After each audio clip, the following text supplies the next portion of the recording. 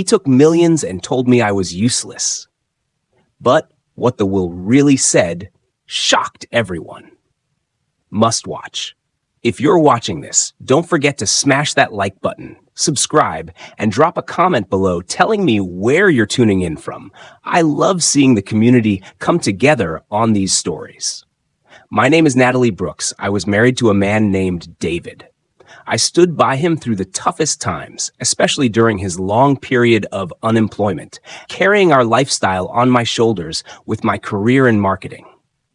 The bond I shared with his father, Harold, was something truly special, but David always resented it in silence. When Harold passed away, leaving David an inheritance worth millions, everything shifted overnight. The loving husband I thought I knew disappeared, replaced by a cold stranger who looked me in the eye and said, "You're useless to me now." Then he threw me out like I was nothing. But here's the twist. Harold had already seen this betrayal coming, and what was hidden in the will? That secret would change everything, delivering karma in the most unbelievably satisfying way. I grew up in a hardworking, middle-class family in Connecticut, where determination and sacrifice were values we lived by. My parents gave me opportunities they never had, including the chance to earn a college degree. With a business management background, I thrived in marketing. Numbers clicked for me, and I had a natural talent for planning and budgeting. Friends in college used to ask me for financial advice all the time. My ultimate dream? To build my very own consulting business one day. But little did I know, my personal life was about to become a story that would teach me, and David, the real meaning of betrayal, justice, and revenge. Dream got pushed aside when I met David. Our paths crossed at a friend's birthday. David stood out immediately with his charismatic smile and ability to command attention in any room. He was handsome, creative, and talked passionately about his ambitions in architectural design. When he approached me with 2 glasses of wine and a charming line about saving me from boring conversation, I was instantly drawn to him. Architecture is about creating spaces that change how people feel, he told me that night. I want to design buildings that inspire people. His passion was magnetic. We talked until the party ended, and he asked for my number as we left. Our chemistry was undeniable. And after months of dating, David proposed during a weekend trip to a beachside town. The ring was modest but beautiful, and I said yes without hesitation, believing I had found my partner for life. Our wedding was small but joyful. Looking back now, there were signs I chose to ignore.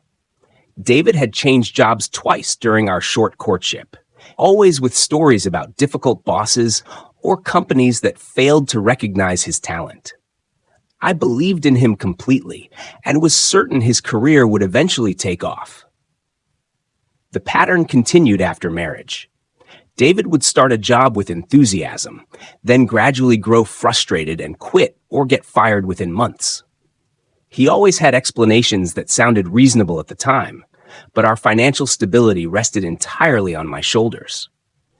I took on extra projects and worked longer hours to compensate, telling myself it was temporary. David assured me his big break was just around the corner. "When my career takes off, I will take care of you the way you deserve," he would promise. I believed him because I wanted to. My first meeting with Harold Wilson, my father-in-law, was intimidating. He was a successful businessman with a reputation for being demanding and direct. David had warned me that his father was difficult to please, and I was nervous about making a good impression. To my surprise, Harold and I connected immediately. He asked thoughtful questions about my career and listened with genuine interest. After dinner, he invited me to see his home office, where he showed me his collection of business books, many of which I had read. "You understand the value of financial responsibility," Harold remarked. That is something I have tried to teach David for years. Over time, our relationship grew. Harold invited us for Sunday dinners that became a tradition. While David often found excuses to step away early, Harold and I would discuss business trends and investment strategies. He began mentoring me informally, recommending books and sharing wisdom from his decades of experience. "You remind me of myself at your age," he told me once. "The difference is you have empathy to balance your ambition." David grew increasingly resentful of our connection. He would make dismissive comments about our conversations and accuse me of trying to impress his father. What he failed to see was that Harold simply appreciated my genuine interest in learning. As years passed, our financial struggles intensified. David remained unemployed for longer periods, and his job searches became increasingly half-hearted. When I gently suggested he might consider positions outside architecture, he accused me of not believing in him.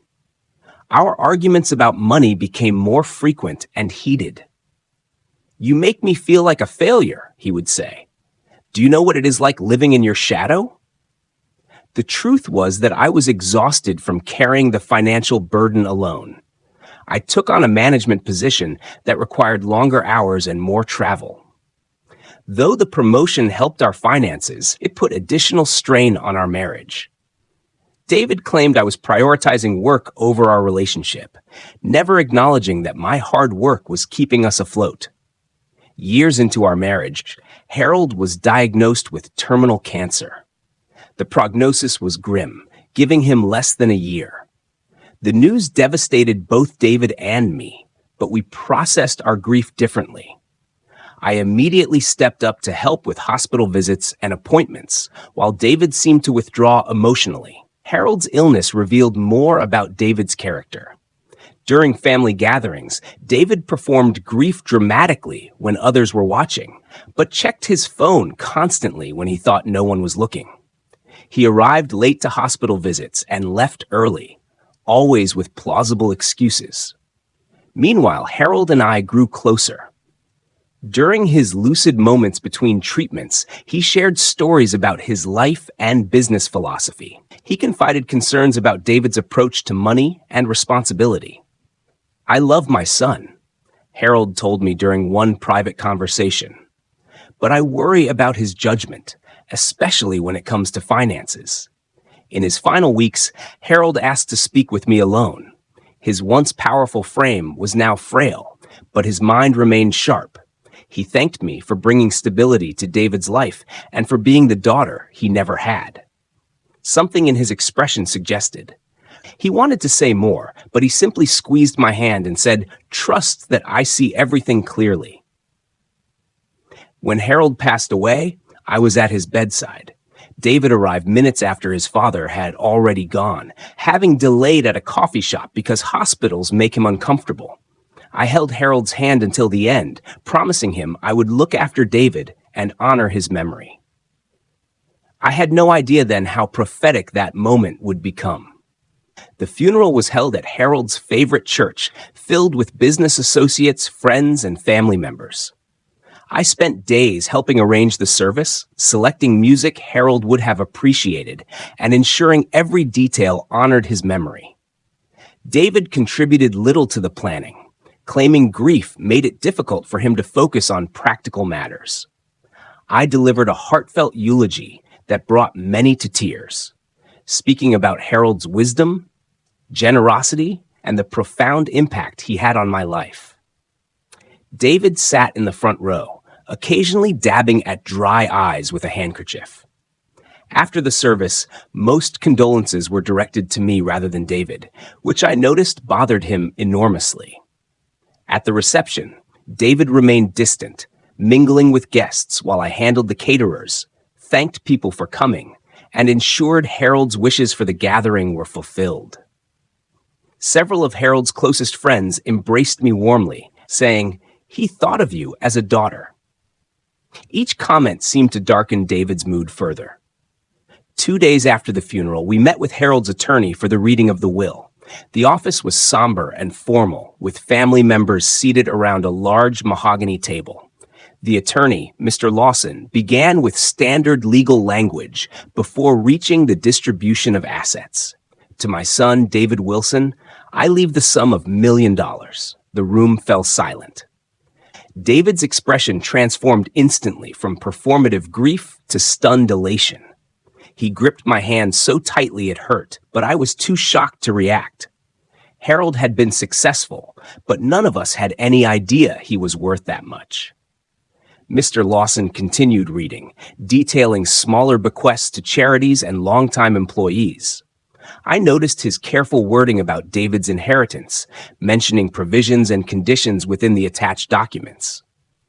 But in the moment, the significance escaped me. David certainly was not listening to these details, his mind already racing with possibilities. "We need to celebrate," David announced as soon as we left the attorney's office. Without consulting me, he made reservations at the most expensive restaurant in the city, ordering champagne and calling friends to join us. His grief had vanished, completely replaced by euphoric plans for how to spend his newfound wealth. The next morning, I woke to find David on the phone with a luxury car dealership. By afternoon, he had purchased a sports car without discussing it with me. When I expressed surprise at the impulsive purchase, he dismissed my concerns. "It is my inheritance," he said with an edge I had never heard before. "I do not need permission to spend it." Within days, financial changes became apparent. David moved large sums of money into new accounts with only his name. When I logged into our joint banking app, I discovered passwords had been changed. He dismissed my questions, saying he was organizing things and would explain later. New people suddenly appeared in our lives. David reconnected with old friends I had never heard him mention before. Business associates materialized with investment opportunities that needed immediate attention.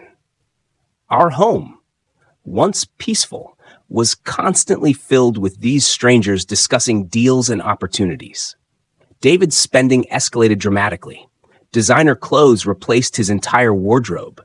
He spoke of buying vacation properties in exotic locations. Dinners at exclusive restaurants became nightly occurrences, rarely with me invited. When I asked about these expenditures, David acted annoyed. "Do you know how much money I have now?" "This is nothing," he said dismissively. "You need to adjust your thinking." I tried to reconnect with him, believing grief and sudden wealth were causing temporary behavior changes. I prepared his favorite meal one evening, setting the table with candles and wine. He never showed up. My calls went to voicemail. He returned home after midnight smelling of expensive cologne and alcohol, mentioning something about an investment dinner before falling asleep. The next morning, I suggested we talk about our future plans, now that our financial situation had changed so dramatically. Perhaps I could reduce my working hours. Maybe we could finally start the family we had discussed years ago. David gave vague, non-committal responses. "We have plenty of time to figure that out," he said already, scrolling through his phone. "I need to focus on managing this money right now." I gently suggested grief counseling, noting the dramatic change in his behavior might be related to losing his father. David scoffed at the idea. "I do not need a therapist," he snapped. "I need you to stop analyzing me and give me some space." I closed the laptop and leaned forward, looking each of them in the eye in turn. "For years, you have lived your lives as if I did not exist. You celebrated holidays, shared milestones, supported each other through hardships. You are a family in every sense of the word, just without me. And that was your choice. Nothing is happening to our marriage," he said coldly, "but something is happening with you. You have become controlling since the money came in." "Controlling? I have barely seen you for weeks," I replied, shocked by the accusation. "Maybe you are jealous," he suggested with a cruel smile. "Maybe you cannot handle that. I am finally successful, while you have been lording your career over me for years." The argument escalated until David said something that stopped me cold. "Maybe you are finally seeing me for who I truly am, and not who you tried to shape me into." Weeks after the funeral, I finally confronted him directly. After another night of him returning home in the early morning hours, I asked what was happening to our marriage. I stood alone in our kitchen, feeling as though I was looking at a stranger wearing my husband's face. David's presence in our home became increasingly rare. Some nights he did not come home at all, offering thin excuses about late meetings or drinks with investors when I asked. My calls went unanswered for hours, sometimes days. When I sent texts expressing concern, his replies were terse and annoyed. Our joint checking account, which once contained our shared savings, was nearly empty. Large withdrawals appeared with no explanation. When I asked David about these financial changes, he brushed me off, saying he had moved funds to better investment vehicles and that I would not understand the complexities. One morning, I found a receipt in his jacket pocket for a dinner at a restaurant we had once considered for our anniversary, but deemed too expensive. The bill included champagne and several entrees. When confronted, David claimed it was a business dinner, but could not explain why it occurred at PM on a Saturday. My suspicions grew when credit card statements arrived, showing charges for jewelry I had never received and hotel rooms in our own city. David had also made a down payment on a beachfront property in Malibu without mentioning it to me. The real estate agent called our home to confirm details, surprised when I knew nothing about the purchase.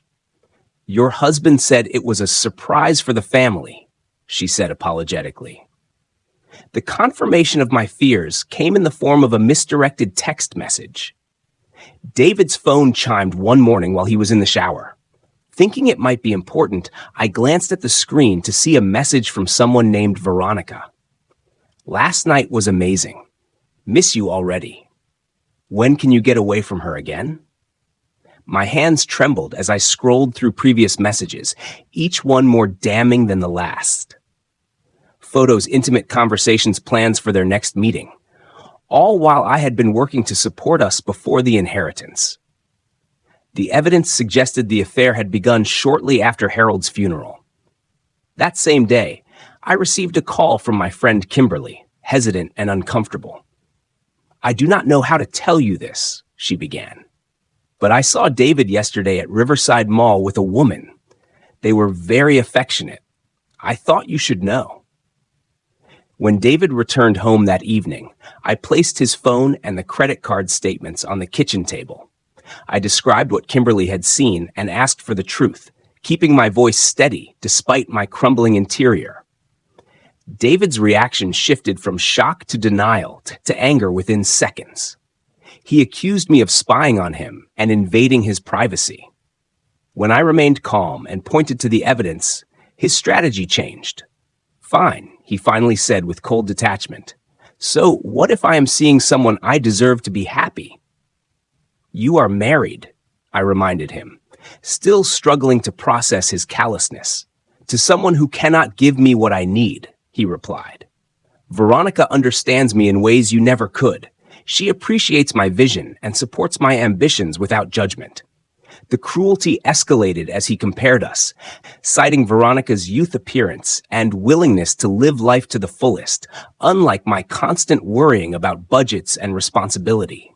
Each word was precisely targeted to cause maximum pain. "I settled for you, David," continued his voice, dripping with contempt. "You were safe and stable when I needed that. I resented how my father preferred you, how he would listen to your opinions over mine. Did you enjoy playing the perfect daughter he never had? I supported you for years," I said, fighting back tears. "I believed in you when no one else did. You supported me because you could control me," he countered. "You loved holding your success over my head, making me feel small. Admit it, you stayed because you thought Harold would eventually leave us money, and you wanted your share." His accusations were so outlandish, so contrary to reality that I could barely form a response. He was rewriting our entire history, casting himself as the victim and me as a manipulative gold digger, when I had been the one working our weeks to keep our household afloat, while he pursued one failed venture after another. Despite the devastating revelations, some part of me still wanted to save our marriage. I suggested counseling, reminding him of the good times we had shared and the promises we had made to each other. I offered to sign a postnuptial agreement if he was concerned about the money. David laughed coldly at my suggestions.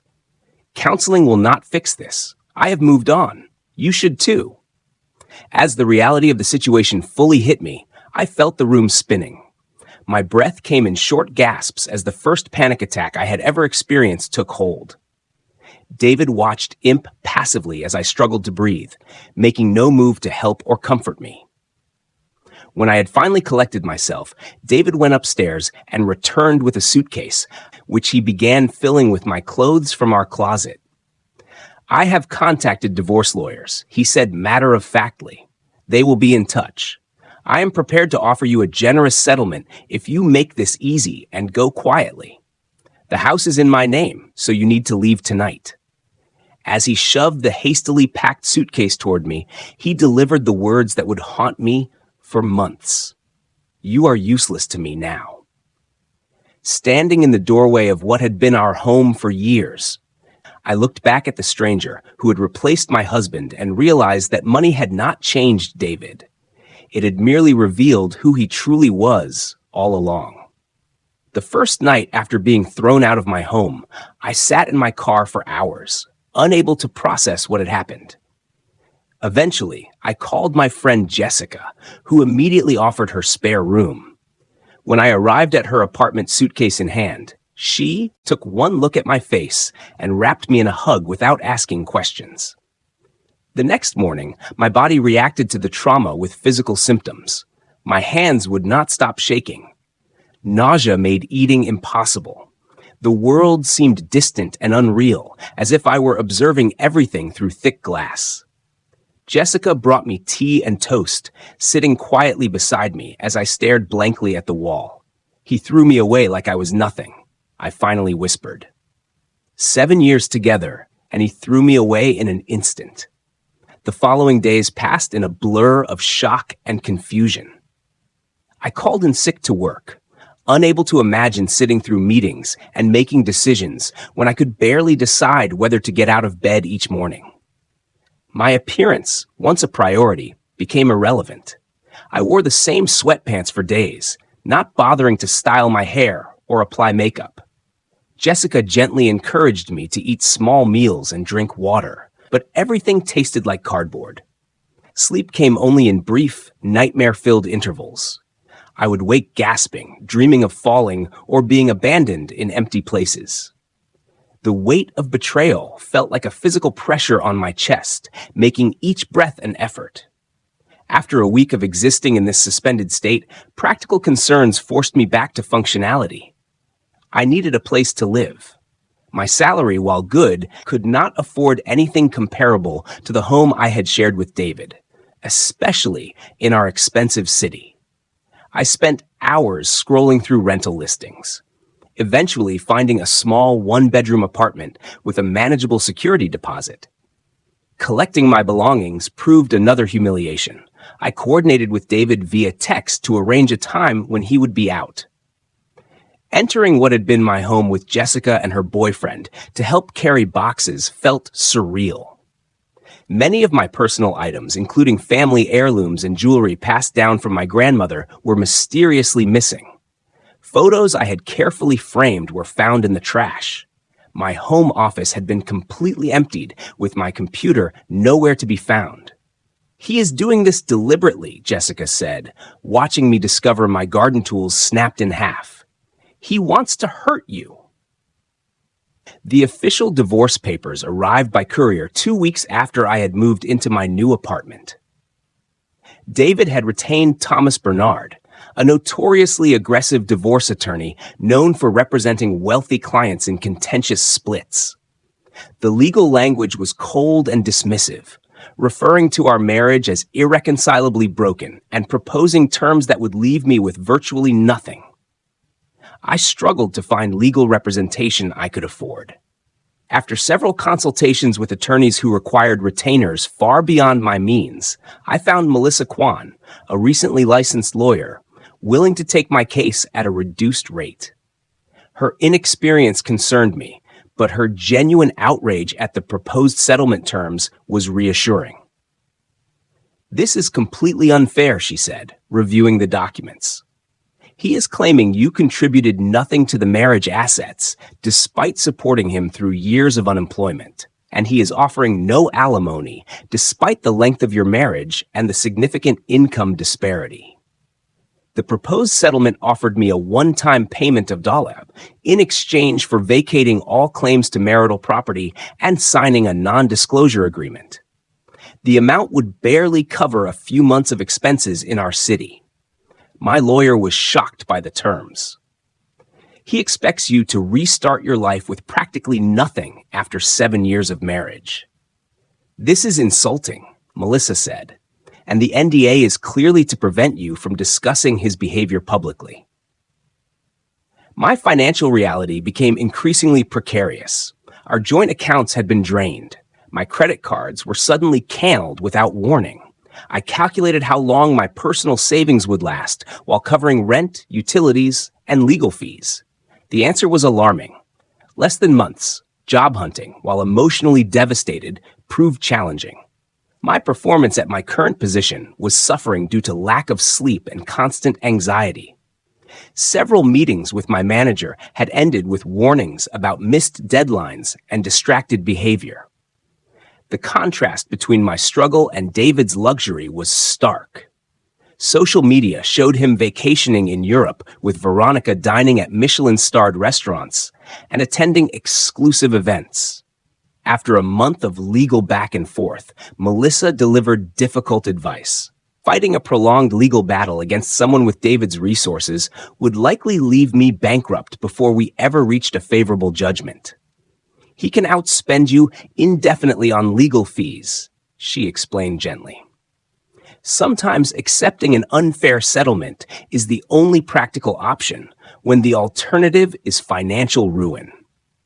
With reluctance and a profound sense of injustice, I agreed to accept a slightly improved offer of and months of health insurance coverage.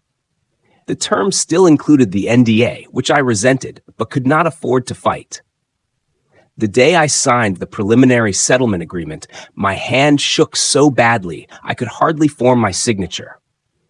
David was not present, having delegated everything to his attorneys. I felt hollowed out, as if something essential had been scraped from inside me.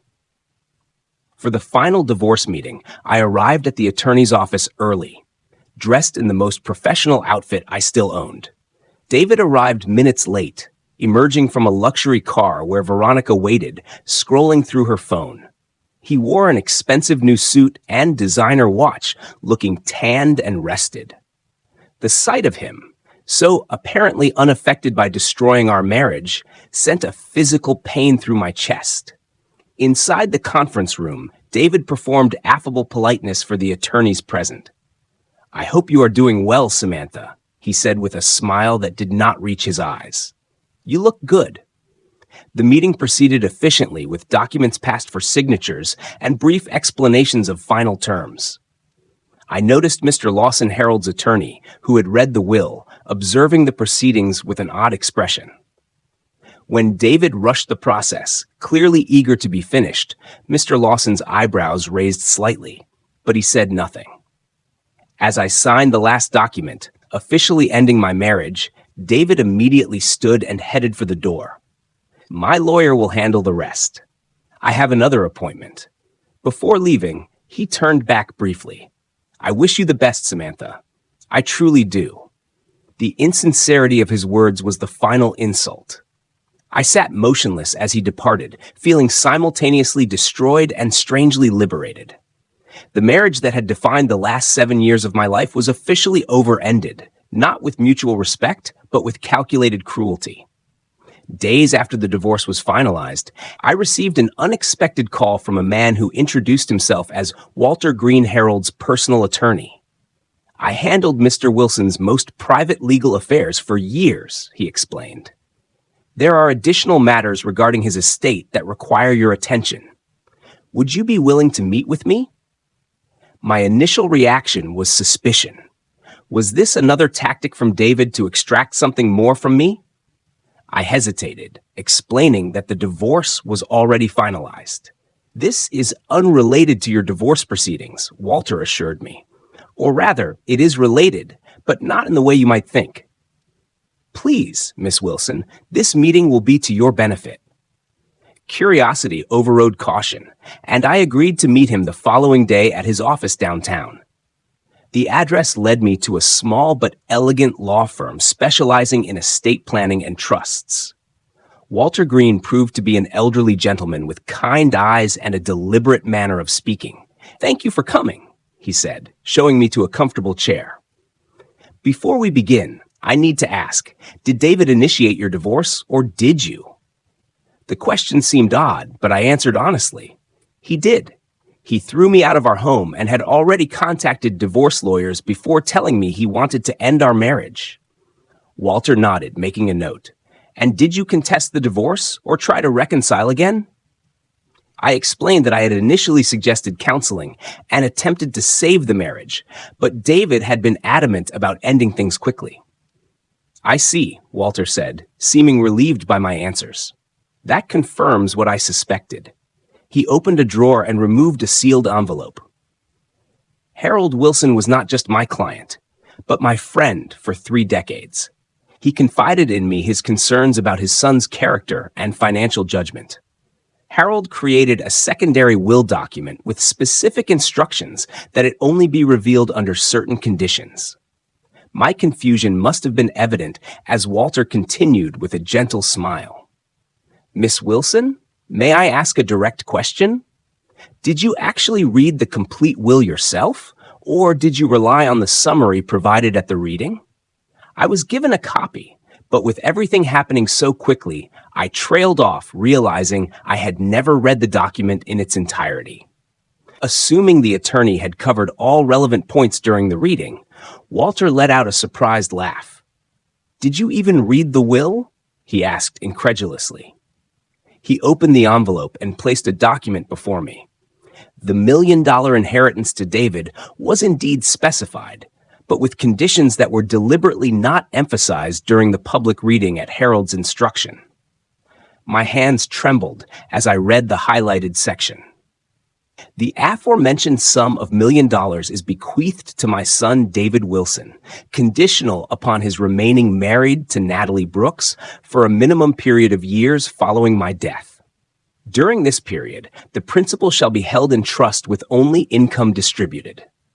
Should David initiate divorce proceedings or separation from Samantha within this 9-year period, below % of the remaining principal and accumulated interest shall immediately revert to Natalie Brooks to be placed in a trust under her sole control." Below this formal language was a personal letter from Harold, handwritten and addressed to me. "Samantha, if you are reading this, then my son has made the choice I feared he would. I have watched you support David emotionally and financially for years, displaying the responsibility and character he lacks. I have observed his resentment of your relationship with me and his entitlement regarding money he has not earned. This provision is not meant to trap either of you in an unhappy marriage, but to protect you should David reveal his true nature once wealth enters the equation. You have been more of a child to me than David in many ways, demonstrating the values I tried to instill in him. This money cannot buy happiness, but in your hands, I trust it will be used wisely. Forgive an old man's manipulation, but I had to ensure justice would prevail." Tears blurred my vision as I finished reading Harold's words. The room seemed to tilt around me as I realized the implications. "Is this enforceable?" I asked, my voice barely above a whisper. "Completely," Walter confirmed. Harold created an ironclad trust with these specific conditions. David's lawyer at the will reading was legally obligated to disclose these terms to him. But he never mentioned any conditions to me. I said pieces, suddenly falling into place. He rushed the divorce through as quickly as possible. Walter's expression darkened. That suggests David may have paid for information to be withheld or discovered the terms afterward and attempted to finalize the divorce before you became aware. Either scenario constitutes potential fraud. He leaned forward, placing a business card before me. I would be willing to represent you in this matter at minimal cost. Harold would have wanted me to ensure his wishes were honored. Before I could respond, my phone began vibrating continuously. Text messages and missed calls from David flooded the screen, each more desperate than the last. We need to talk immediately. There's been a terrible misunderstanding. Please call me. It's urgent. Walter observed the notifications with raised eyebrows. It appears David has just discovered your meeting with me. That evening, as I sat processing the revelation in Jessica's apartment, the doorbell rang repeatedly.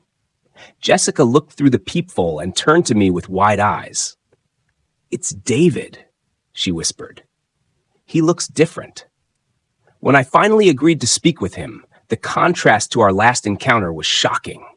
Gone was the confident, cruel man who had discarded me.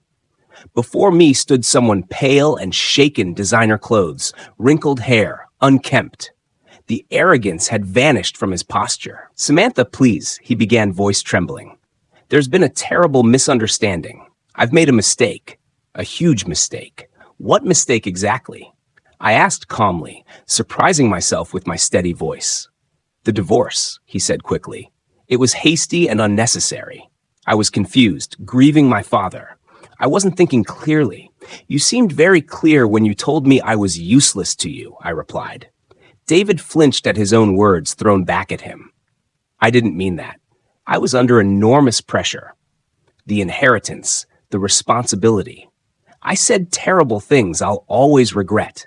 His performance might have been convincing if I hadn't just read Harold's letter." I studied David's face, seeing calculation behind the apparent contrition. "I still love you," he continued desperately. "We can fix this.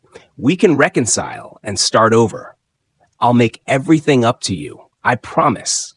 I asked the question that would reveal everything. "When did you find out about the clause in your father's will?" His hesitation told me all I needed to know. The guilty flicker in his eyes confirmed Walter's suspicion that David had known about the condition, but had gambled I wouldn't discover it until after the divorce was final. "The divorce is already final, David," I said quietly. The facade crumbled instantly. David fell to his knees, all pretense abandoned. "Please, you don't understand. I've already spent millions. I bought properties, invested in startups, made commitments. Veronica left when the money started to run out. I need your help, Samantha. We can remarry, satisfy the terms of the trust. You need my help." I repeated the irony almost overwhelming. "I got carried away," he pleaded, tears streaming down his face. The money, the attention, it was intoxicating. I wasn't myself. Looking at him begging on Jessica's apartment floor, I reflected on how differently I would have acted with sudden wealth. I would have secured our future, perhaps started the business I had dreamed of, maybe even helped David pursue his architectural ambitions legitimately. "You were right about one thing, David," I said finally. "I am useless to you now." David's desperate attempts to reconcile grew increasingly elaborate in the days following our confrontation. Expensive flower arrangements arrived daily at Jessica's apartment until I requested the doorman refused them. Jewelry appeared with notes begging for another chance.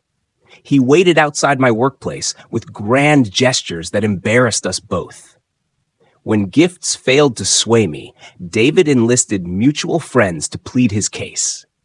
Most saw through his sudden change of heart, but a few suggested I consider reconciliation for both your sakes. None knew about the will's conditions, protected by legal confidentiality. His promises escalated to absurd proportions. He vowed to put all remaining assets in my name. He offered to sign a contract, giving me complete financial control. He suggested we renew our vows in an extravagant ceremony to prove his commitment.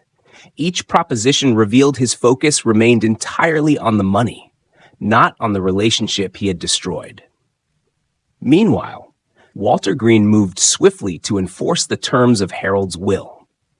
We filed the necessary legal documents to activate the trust provision, triggering an immediate response from David's attorneys.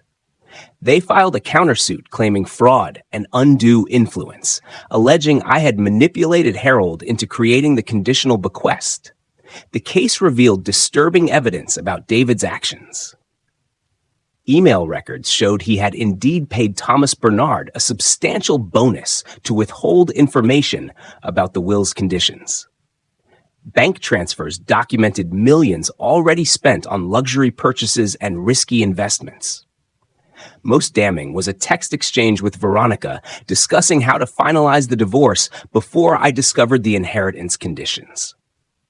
The judge assigned to our case, a stern woman with years of experience in family court, made her disapproval of David's behavior clear during hearings.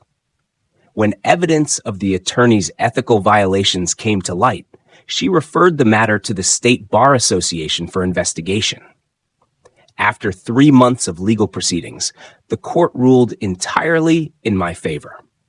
The trust provision was deemed valid and enforceable, with David's attempts to circumvent it through deception constituting a clear violation of his father's legally expressed wishes. With the ruling finalized, I suddenly found myself responsible for managing nearly $1 million. The enormity of this change overwhelmed me initially. I had always been financially responsible, but this level of wealth required knowledge I didn't possess. Rather than making immediate decisions, I assembled a team of legitimate financial advisors, including a certified financial planner, tax attorney, and investment specialist with fiduciary responsibility. We developed a conservative strategy focused on preserving capital while generating sustainable income. Unlike David's impulsive spending, I approached the inheritance methodically, allocating funds to various categories: secure investments, retirement planning, charitable giving, and a modest portion for personal use. I remained in my affordable apartment, unwilling to make major lifestyle changes until I had fully processed everything that had happened. David's parents, who had remained distant during our marriage, suddenly became intensely interested in reconciliation. His mother called repeatedly, first attempting to reason with me about family loyalty, then suggesting I was being vindictive. When I remained firm, they progressed to implied threats about contesting the will, followed by offers of a private settlement if I would share the inheritance with their son. David made mistakes, but he's family. His mother insisted during one call, Harold would have wanted you to forgive him. Harold made his wishes very clear. I responded calmly. He wanted me to be protected from exactly this situation. Their final attempt was a carefully staged accidental meeting at a restaurant where they brought an apparently chastened David to apologize once more.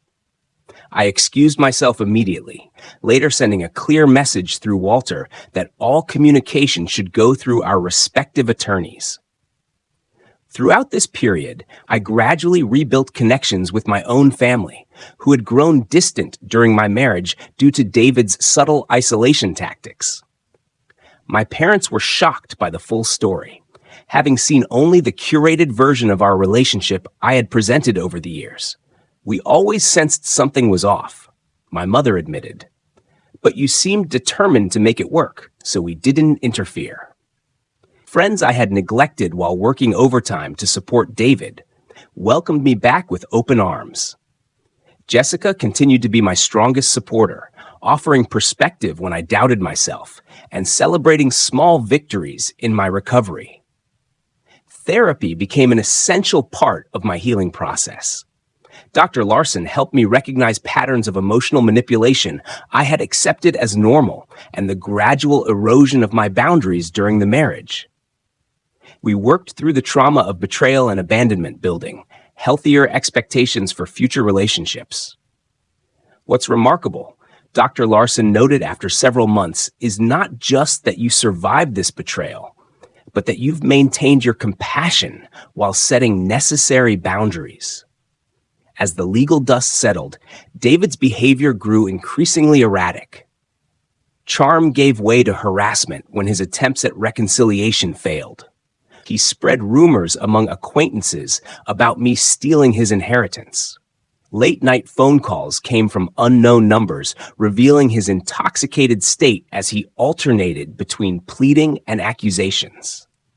After he accidentally appeared at 3 different locations where I was meeting friends, I reluctantly filed for a restraining order. The court granted it immediately, based on the evidence of persistent unwanted contact and escalating behavior. Throughout this challenging period, I found myself returning to the business plan I had shelved years earlier.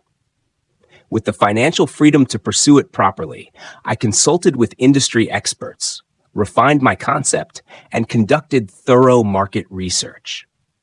The boutique consulting firm I had once dreamed of now seemed not only possible, but perfectly aligned with my strengths. I found an ideal location for a small office, designed the space to reflect professional warmth, and developed service packages targeting small businesses needing financial guidance.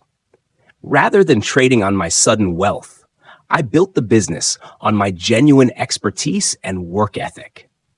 6 months after launching, I secured my first major clients' businesses that took a chance on a new firm based on personal recommendations and my clear passion for helping others succeed financially. The positive feedback and referrals that followed validated that my success came from skill rather than inheritance. When a local business magazine included my firm in a Startups to Watch feature, the satisfaction I felt far exceeded any emotion related to the inheritance. This was something I had built myself based on knowledge I had earned through years of hard work. The contrast between David's approach to sudden wealth and my own could not have been starker. While he had sought immediate gratification and status, I focused on creating something sustainable that would benefit others. The money itself had never been the goal. It was merely a tool that enabled me to build something meaningful. 1 year after the divorce was finalized, I barely resembled the shattered woman who had signed those papers. The physical transformation reflected inner healing. I stood straighter, spoke more confidently, and smiled genuinely again. My new apartment, though modest compared to what I could afford, was decorated entirely to my taste, with no compromises to anyone else's preferences. My consulting business had expanded to a larger office downtown with 3 employees. Each day brought new challenges that engaged my mind and talents fully. The confidence in my walk and voice was earned through overcoming adversity rather than granted by wealth. Regular therapy had helped process the betrayal without letting it define me. I developed daily practices that supported ongoing healing, journaling to track my emotional progress, meditation to stay grounded amid major life changes, and building a support network of authentic friendships based on mutual respect. Dating again came slowly and cautiously. My first attempts were coffee meetings that never progressed further, as I was still learning to trust my judgment of character. Eventually, I enjoyed a few pleasant dinner dates with men who seemed genuinely kind, though I remained transparent about not being ready for a serious relationship. The best part about dating now, I told Jessica, is that I know exactly what my boundaries are and feel no guilt about maintaining them. As my business thrived, I expanded services beyond my initial projections. The staff I hired brought complementary skills, creating a collaborative environment where everyone contributed to our success. Industry recognition came in the form of business awards and speaking invitations at conferences, validating that my vision had real value. 6 months into the business, I established the Harold Wilson Foundation with a significant portion of the inheritance. The foundation focused on financial education for women, particularly those recovering from financial abuse or sudden economic changes. We offered scholarships for disadvantaged students pursuing business degrees and mentorship programs for young entrepreneurs. Financial independence is about more than money, I explained at the foundation's launch event. It's about having the knowledge and confidence to make informed decisions about your future. The foundation became the most meaningful use of Harold's gift, transforming wealth into opportunity for others. Each scholarship recipient or successful mentee reinforced that true value comes from creating positive change, not accumulating possessions. Nearly months after our divorce, I encountered David unexpectedly at a restaurant downtown. I'd just finished a business lunch when I noticed him sitting alone at the bar, staring into a half-empty glass. His appearance shocked me. The designer clothes replaced by wrinkled khakis and an untucked shirt. His once carefully styled hair now thinning and unkempt. He noticed me before I could decide whether to acknowledge him.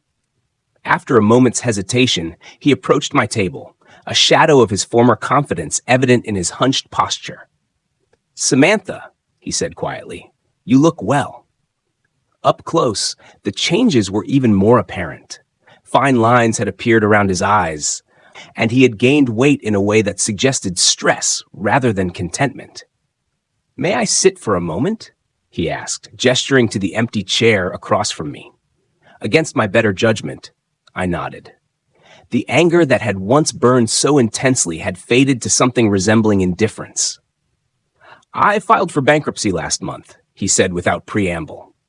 "The investments failed. The Malibu property was foreclosed. Veronica left months ago for someone with better prospects." I remained silent, neither encouraging nor discouraging his confidences. "I realize now what I threw away," he continued, eyes fixed on the table rather than meeting mine. "Not just the money, but everything else, your support, your belief in me, the life we could have built together." For the first time since I had known him, David's words seemed genuinely reflective rather than calculated for effect. "I owe you an apology," he said finally. "A real one, not like before, when I was just trying to get the money back. I was cruel to you. I betrayed you after years.